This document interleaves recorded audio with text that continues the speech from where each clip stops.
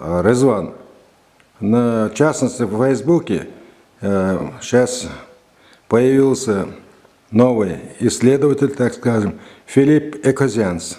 Что вы можете об этом сказать? О нем сказать, о его работе, о его исследованиях. Филипп Экозианс, он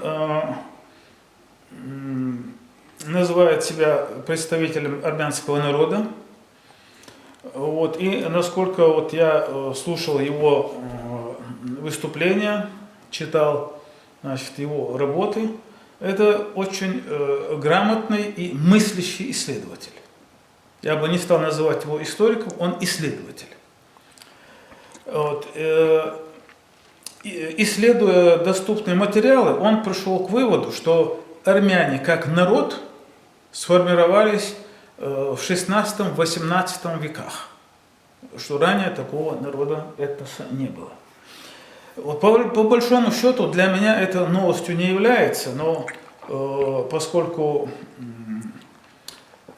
когда вот такое заявление делает представитель другой национальности, появляются и обиды, и недовольство и так далее, я просто воздерживался от озвучивания вот таких фактов.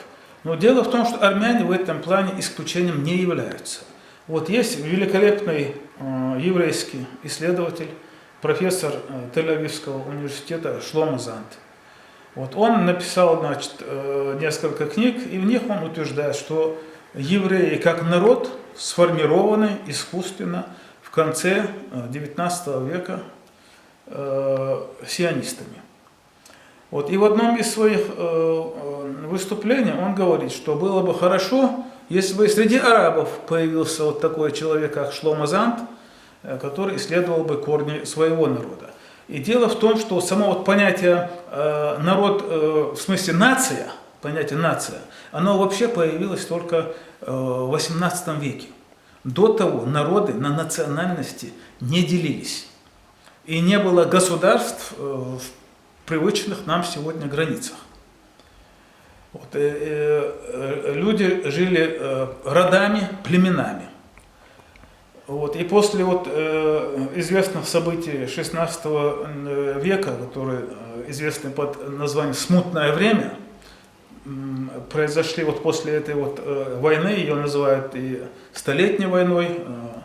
Вот, после этого те силы, которые выжили в этой войне, вот, они начали делить планету, захватывать территории. И вот обозначали границы, и людей, называя живущих на этой территории, называли тем или иным термином. Вот, к примеру, французы, германцы, русские. Вот. Само понятие «русский», оно тоже, согласно заявлениям, исследованиям российских же исследователей, оно появилось всего 3 века назад. Вот. Делалось это с тем, чтобы закрепить контроль над теми или иными территориями. И вот так, значит, для того, чтобы получить контроль над этими территориями, и придумали вот это деление людей на нации. Вот мы сейчас редко разделяем между собой понятие нация и народ. Вот. И Филипп Экозианс – это один из тех исследователей, который не стал принимать на веру то, что, чему нас учили со школьной скамьи, вот, и начал сам исследовать. Официальные историки нам такие выводы не дадут, хотя они сами прекрасно об этом знают. Почему не озвучат такие выводы? Потому что они зависимы, они работают ради научных степеней, научных званий. И никакая версия, расходящаяся с версией официальной академической науки, она не позволит им защитить диссертации.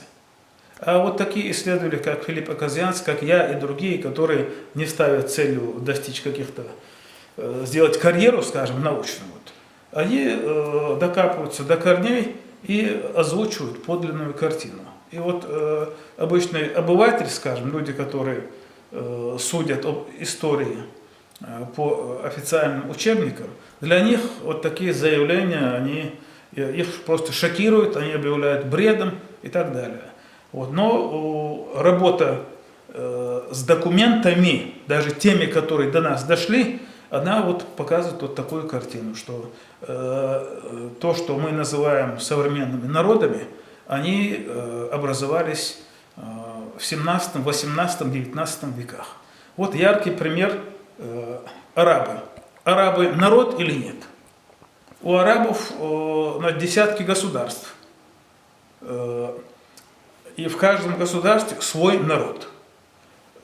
Они зачастую не понимают языка друг друга, отличаются по обычаям, по менталитету и так далее. Потому что это все вот искусственные понятия. И дальше сегодня, если опять историю современных государств, скажем, тех же самых арабских, проследить, то эти государства образовались в начале 20 века,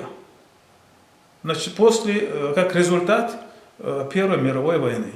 А нам придумали для них историю и вот за многие века, за тысячелетия расписали, что, мол, были вот такие государства и так далее, и так далее. Ну, понемножку, значит, ложь проявляется, и истина торжествует. Что я могу сказать о работе Филиппа Экозианца?